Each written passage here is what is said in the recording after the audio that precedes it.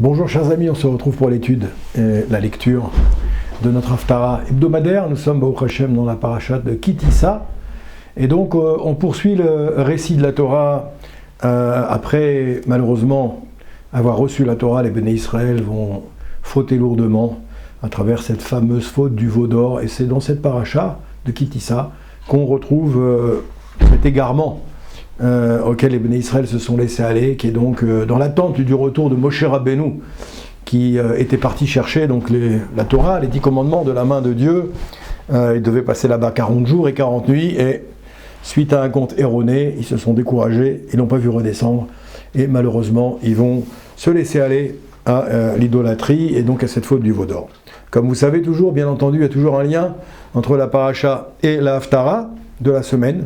Après la faute du veau d'or, Moshe Rabbeinu, il a eu le courage de réprimander et de punir le peuple sévèrement.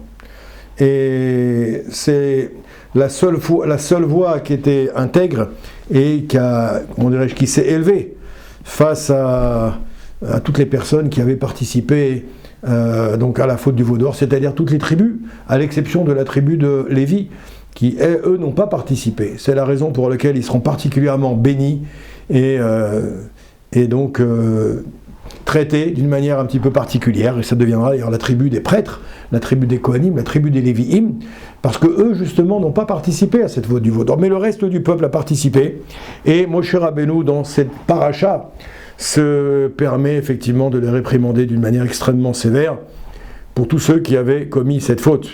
Il va détruire le veau d'or et il va faire exécuter tous les coupables et exhorter les Béné Israël qui avaient participé à cette faute gravissime qui aura des conséquences sur toute l'histoire du clan Israël.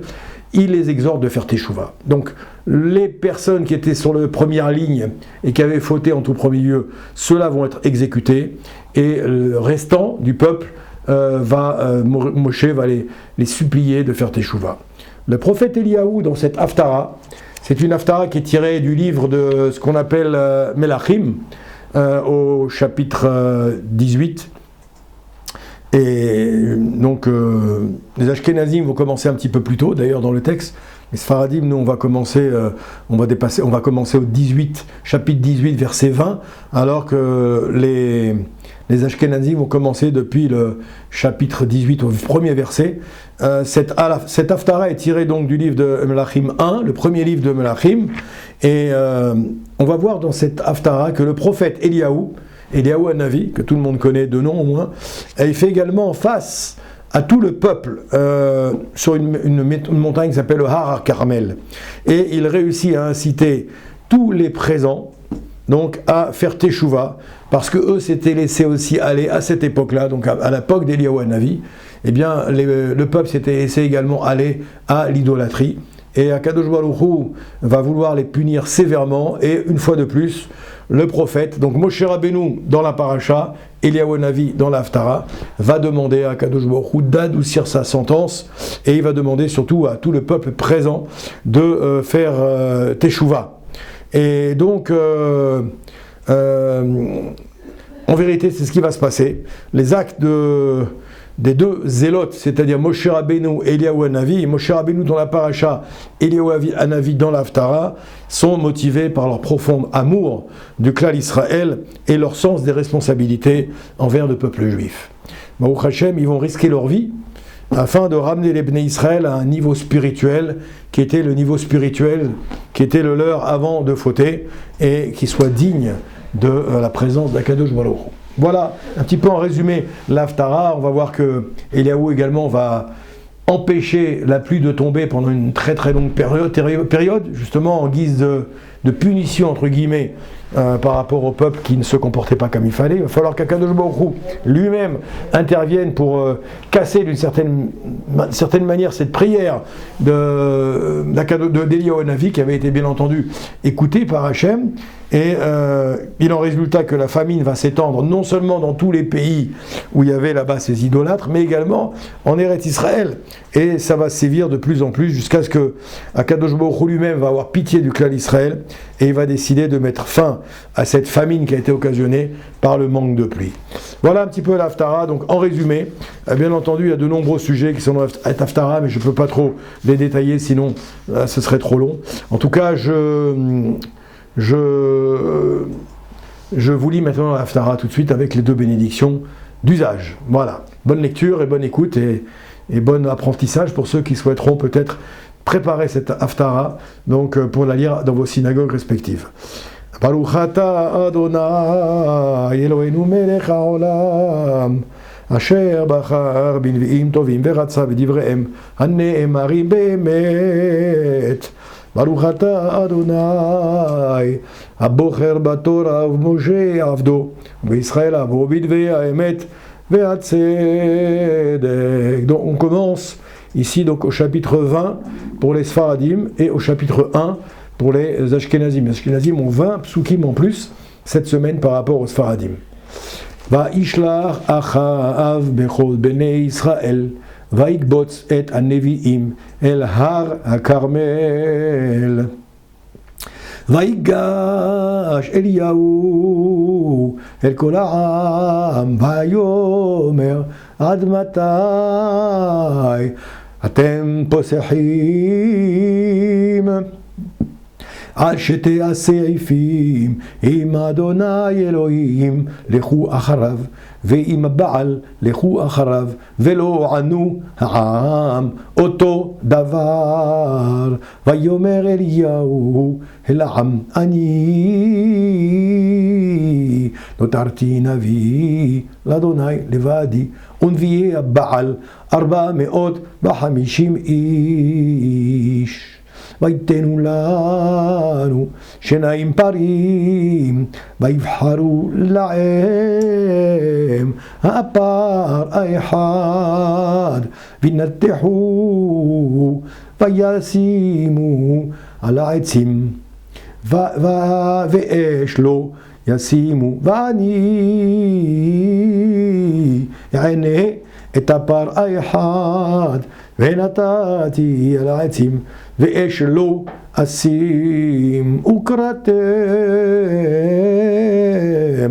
בשם אלוהיכם ואני אקרא בשם אדוני והיה אלוהים אשר יענה באש הוא האלוהים ויען כל העם ויאמרו טוב הדבר. ויאמר אליהו לנביא הבעל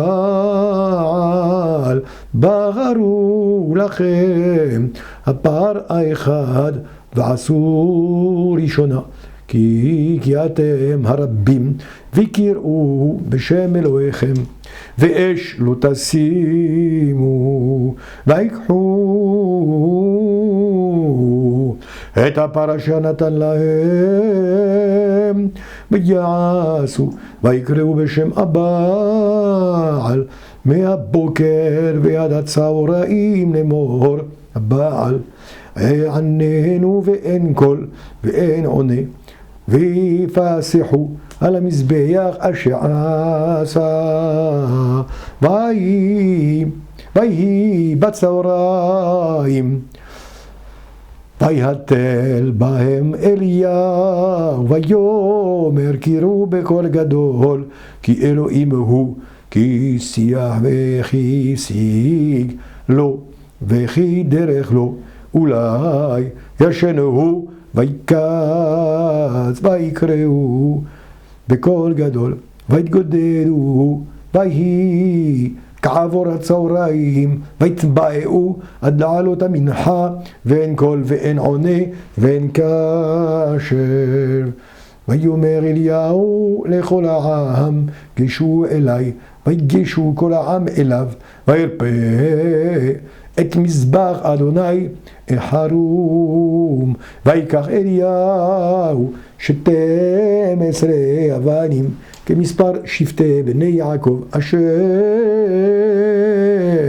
היה דבר אדוני אליו לאמור, ישראל יהיה שמך, ויבנה את האבנים מזבח בשם אדוני, ויעשה עלה כבית סטיים זרע סביב למזבח, ויעוך את העצים, וינתח את הפר וישם על העצים, ויאמר מילאו 4 כדים מים, ויצקו על העולה ועל העצים, ויאמר שנו, וישנו, ויאמר שלשו, וישלשו,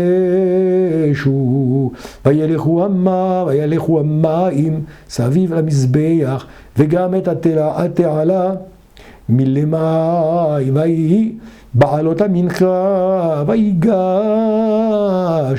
אליהו הנביא,